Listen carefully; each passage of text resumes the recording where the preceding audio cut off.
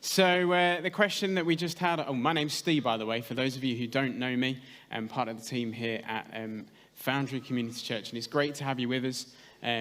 What a great celebration that was of Liam and Victoria's stories there. This question that we've just had on the screen is, what is your favourite sauce or salad dressing? So come on, shout them out. Tomato ketchup, mayonnaise, Perinese. Any advances? Oh, salad cream over here, was that? What was this one? French salad dressing, red sauce. Few different sauces there. If you're like new to church, don't worry. There's some purpose to this, I promise you. Kind of, anyway. There's a kind of running tension in my marriage. And there's this issue that keeps coming up over the last 12 years, which has led to me basically being banned from pretty much any form of food shopping. I'm not allowed to go to the supermarket. The reason being because I would often go to the supermarket and return with something that I didn't actually need to get. Anyone else with me on that? The problem that I have really is I have a poor short-term memory, and I am very easily distracted because this kind of issue arises whenever I go to the supermarket. I always end up somehow in the sauces and condiments aisle. It doesn't matter what I've gone for, that's where I'll end up. And I prepared this message a couple of weeks ago. Last night I got sent to the supermarket to pick up one thing and one thing only, and randomly, it's like my body just takes me there. There I was, looking at the different sauces, the kind of flavored mayonnaises or the hot sauces. I just find it interesting. I don't know what it is, but I'll often end up coming back with something from the supermarket that I didn't intend. Now, it's what happens, as I said, is I'm easily distracted. And it's at that point when I'm down this sauce section and I find this sauce, and I've gone and I've been given maybe one or two things. The limit for me is probably two.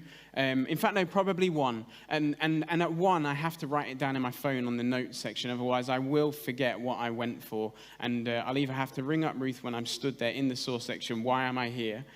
Or I'll just return without what I was meant to get. But here's what it leads to. Two kind of common phrases that are uttered in our marriage from Ruth. What is this? And where is the fill in the blank, whether it's the milk or the bananas or whatever it might be. What is this that you've come back with? When are we ever going to use this? And where is the fill in the blank? I imagine I'm not alone in this. I am aware, actually, of somebody else who often gets into regular trouble with their spouse for returning from food shopping with cream cakes and not what they actually went to the shop for. Now, here's the link. The thing that I love about the Bible is that God has something to say to us about any and every season in our lives, doesn't he? There's always some truth for us. There's always some guidance for us. There's always some wisdom for us. There's always some hope for us. And the great thing about the Bible is that there was somebody in the Bible who had a similar problem and a similar experience to me, who was distracted on a food shop. And we're going to look at that example today and hopefully learn a thing or two from this example. And it comes from a story in John chapter 4. And I love this story. If you've been part of this church for a while, you've probably heard me preach from this story before. I make no apologies for it because it's just a great example to us. And we'll find out here, just some wisdom. And if the only thing you take away from today is how to go to the supermarket and get that one thing that you needed, then I've done my job today. We're going to read it together. It's going to come up on the screen so you can follow along with me today. So it says this in John chapter 4, what I'm going to do is I'm going to break it down into different parts and just explain a few bits as we go along. It says this: Jesus realized that the Pharisees were keeping count of the baptisms that he and John performed. although his disciples, not Jesus, did the actual baptizing. They had posted the score that Jesus was ahead, turning him and John into rivals in the eyes of the people. So Jesus left the Judean countryside and went back to Galilee. To get there, he had to pass through Samaria. He came into Sychar, a Samaritan village that bordered the field Jacob had given his son Joseph. Jacob's well was still there. Jesus, worn out by the trip, sat down at the well. It was noon. A woman, a Samaritan, came to draw water. Jesus said, "Would you give me a drink?" His disciples had gone to the village to buy food for lunch. Just pause it there with me for a moment. So here we have our local supermarket, fondly known to the locals as Jacob's Well. This is the local supermarket of the day. We've got two main characters here. We've got Jesus, and then we've got a woman from a place called Samaria. And every time I've read this story, I've always found myself frustrated with John, who recorded it for us, that he never told us this woman's name. And so for the benefit of this morning, instead of just constantly referring to her as the Samaritan woman, we're just going to call her Sammy. Let's call her Sammy from Samaria. And we're specifically told that Sammy has come to the well at noontime. And she's come to the well at noontime, which is an interesting time to go to the well, because in these times, in these days, people would go to the well at the start of the day, not in the middle of the day, because throughout most of the year, that's when it would be really hot. And so it would appear that she's come to the well at this time of day because she doesn't want to see people.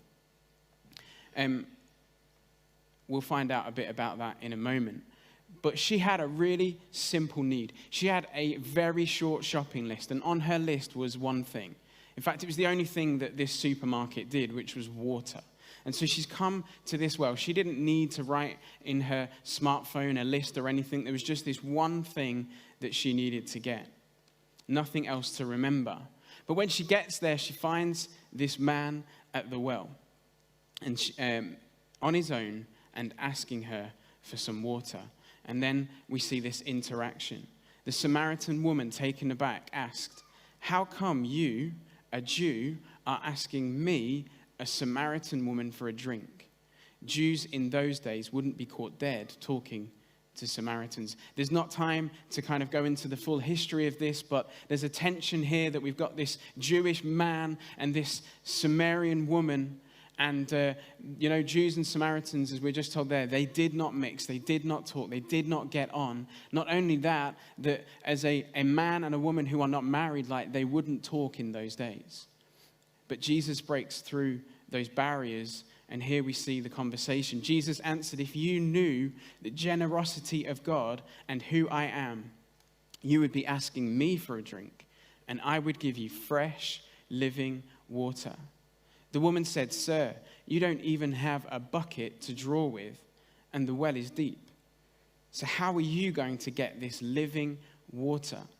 Are you a better man than our ancestor Jacob, who dug this well and drank from it, he and his sons and livestock, and passed it down to us?" Jesus said, "Everyone who drinks this water will get thirsty again and again. Anyone who drinks the water that I give will never thirst. Not ever. The water I give will be an artesian spring." That's just a type of well that gave a constant water source. Gushing fountains of endless life. The woman said, "Sir, give me this water so I won't ever get thirsty, won't ever have to come back to this well again." And we'll just pause again for a moment there. Here's what we see. Sammy, just like me, is easily distracted. Remember, she had one thing on her shopping list, the water. But she's found herself down a different aisle. There's this miracle water suddenly on offer to her. Have anybody ever been to Costco? It's a bit like going to Costco. At Costco, what happens is that, like, on certain days, they do these, like, taster things, and, like, it's amazing food that you wouldn't normally buy yourself, but they're just giving it for free. You've gone for something else, but something has just blown your mind. As, I don't know, one time I went and they were just giving out free Lindors. I just kept walking around the island pretending I was a different person. But Jesus is offering this miracle water, this water that he says this woman would never be thirsty again from. That means that she wouldn't have to visit the well again. No more awkward social moments for her. No more embarrassment of seeing someone that she's trying to avoid seeing, because we've all done that at the supermarket, haven't we? Hidden down a different aisle? No? Okay. Just me then. I love, though, how quickly she wants this miracle water that she's hearing about. It's like me seeing down the sauces and condiments aisle that Tesco have launched a new Peri-Naise or something. Like, I'm just in. And then we see the kind of conversation continues a little bit. It says, Jesus said, "Go call your husband and then come back." "I have no husband," she said. "That's nicely put, I have no husband. You've had 5 husbands, and the man you're living with now isn't even your husband. You spoke the truth there, sure enough." And again, we'll just pause. Because the conversation here, I don't know about you, but it seems to have taken quite a strange turn. That like Jesus has offered this incredible miracle water, and then he says, "Go get your husband," even though he knows that she hasn't currently got a husband. She's had 5, and now she's living with a man who isn't her husband. Like, that's one way to make conversation weird, isn't it? In a moment. But what is Jesus doing here? He's using something that we would call a word of knowledge. Jesus knows this about this woman, and he uses it as a way to connect with her on a personal level. Why? Because Jesus recognizes that in this woman's life, there is some healing to be brought for Sammy. Now, we don't know the reason behind why Sammy had had 5 husbands. It could be really easy for us to assume why, to jump to conclusions. But the truth is, we don't know. Whether it was divorce, whether it was that she was a widow, different times, like, we don't know. But what we do know is that Sammy is a woman who is carrying a lot of pain, a lot of hurt, trauma in her life from all of these relationships that are no more. And you can understand then why this would perhaps make Sammy want to avoid seeing other people at the well. The baggage that she is carrying around with her. So it makes a lot of sense what she's doing. We're just going to jump forward a few verses now. What we see is a conversation then that Jesus has with her about the difference between the Jews and the Samaritans. And then Jesus reveals to her that he is the Savior of the world. And then we'll pick it up in verse 27. It says, "Just then, his disciples came back. They were shocked. They couldn't believe that he was talking to that kind of a woman. No one said what they were all thinking, but their faces showed it. The woman took the hint and left." And then here's our kind of key verse. It says, "In her confusion, she left her water pot. Back in the village, she told people, 'Come see a man who knew all about the things I did, who knows me inside and out. Do you think this could be the Messiah?' And they went out to see for themselves." So that's our key verse today. The woman, we're told, went to the well for what? For water. What did she leave with? Without water. You see the link now. She's just like me. She goes to the supermarket with one thing in mind, but she returns with something totally different. And we're told she left the jar behind. She went for that one thing on her list. Can you imagine the conversation that would have taken place with her partner when she gets back? Where's the water? What is this living water that you keep talking about? Is that going to help us wash the clothes, feed the, what do you do? Feed the animals? Like, how do you, feed the animals with water? Yeah, we'll go with that. Like, is that going to, like, help us brush our teeth, this living water? Like, what are you talking about? What do you mean? He knew everything about you. Like, what are you on about? There was somebody there at the well at midday. There's never anybody there. Like, can you imagine that conversation taking place? And then jump forward again a few verses. verse 39, we see the end of it. It says, many of the Samaritans from that village committed themselves to him because of the woman's witness. He knew all about the things I did. We see this phrase again. He knows me inside and out. They asked him to stay on, so Jesus stayed 2 days. A lot more people entrusted their lives to him when they heard what he had to say. They said to the woman, we're no longer taking this on your say-so. We heard it for ourselves and know it for sure. He is the Savior of the world. So what we see is that the people in Sammy's village, they see a change in her. They could see that there was something different about this woman, who it would seem had wanted to avoid people, but now she can't keep quiet about someone that she has had an encounter with. She'd gone to the well for water, but she came back with this thing called living water. You see, this is the thing about Jesus. Jesus is so much more than we can ever imagine. He is so much more than we can ever get our minds around. And today we've heard two incredible life-changing stories. Victoria, who said that life before she decided to follow Jesus was dark, lonely, and isolating. But now she has experienced this living water that is available through Jesus. And so she now says that she feels free and alive. Not that life is without hardship, but now she has someone to help her through those times in life. And Liam, who felt like life was drifting. He felt like he was missing something.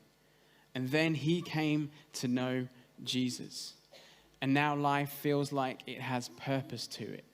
He doesn't feel alone in his struggles, and he feels like he has found a home in a Jesus-centered community. What about you today? Do you know about the change that Jesus can bring to your life? Maybe you're in a place where you feel at the moment like you are living without hope. Perhaps, just like Sammy, life has been complicated for whatever reason it might be. Maybe you've been through some painful experiences. Or like Victoria said, life has felt dark and lonely at times. Or like Liam, you just feel like there's something missing. You know, Jesus can replace all of that. He can go beyond all of your expectations, beyond your understanding, and bring you life and hope for eternity. One of my favorite things about this story that we've just read together is how people in Sammy's village could see something different about her. And it led them to Jesus. I wonder today, if you are a follower of Jesus, can people see that change in you? Can people see that there's something different about your life? I know that that's been the case about Liam and Victoria, and I know that there's people who are part of our church today because they've seen the difference about them. They've seen that there's something about them. They've seen, like, they wouldn't word it this way, the living water at work in and through their lives. And then there's just this symbol of the jar that was left behind. Sammy, we're told, went to the well for water. Just one simple thing on her shopping list. But she went home with so much more. As Liam and Victoria have got baptized today, it's literally been this visual, like, illustration of essentially leaving something behind. Leaving behind their old way of life. It's this marquee moment where they've just wanted to declare to us, their church family, and to family and friends who have come today, like, this is me saying that today I'm living for Jesus. I'm leaving behind this old way of life, my old way of thinking, my old way of doing things. They've literally had a wash today. Like, literally, there is something of them in that water. And so if you're getting baptized next week, we're just going to leave it there for you. It's a cost of living crisis. We can't change the water. I think we are changing the water, right? We'll decide in the week. But it's this demonstration of what they've left behind. Just like Sammy, as she left that empty jar, she'd come for something in life that she thought she needed. She left with something totally different. For Liam and Victoria, as they've come to know Jesus, I imagine, it sounds like it to me from their story, that they have found so much more than they could ever imagine. What might Jesus want you to leave behind today? That thing that maybe you struggle with, that greed or the pride or the lustful thoughts or the jealousy or the aggression or whatever that thing might be for you today. Hear that call today that Jesus wants to bring you living water so that you can leave behind that old way of life. I love what the woman said to the people in the village. He knew all about the things I did. He knows me inside and out. Jesus fulfills something in all of us, which is this deep longing in all of us to be known. And what I love about Jesus and what we see from Sammy's life here today, there was so much complication about her life, so much pain, so much hurt, trauma. And often when we're in that place, when we're hurting, when life is painful, when we've perhaps experienced trauma, what we can often do, which is a natural response, is to isolate ourselves and to not want to be known. But the thing about Jesus is, he knew Sammy inside and out. He knows Liam and Victoria inside and out. He knows us all inside and out. And sometimes we're afraid that when people know us inside and out, they won't want anything to do with us. But the amazing thing about Jesus is that he knows us inside and out, and he wants everything to do with us. He wants to change our lives. He wants to bring hope and peace and life. I'm going to invite Adam and Mandy and Phil back. And today I just want to leave us with, I guess, that simple kind of challenge. Do you know and realize today that Jesus can go beyond your understanding, can go beyond anything in your life? He wants to know you inside and out. He wants to have a relationship with you. And I just want to invite you today, as perhaps we could all just stand. If in this moment you're in a place where you would love to have that same relationship that you've seen that is so evident in Liam and Victoria's life, today you can respond in a simple way. And as we just sing this song together, why don't you just in some way just talk to Jesus? Just reach out to him. You don't have to do it out loud. You can do it inside, however you want. And just respond to him and say, Jesus, I want to know you. I want you to be my friend.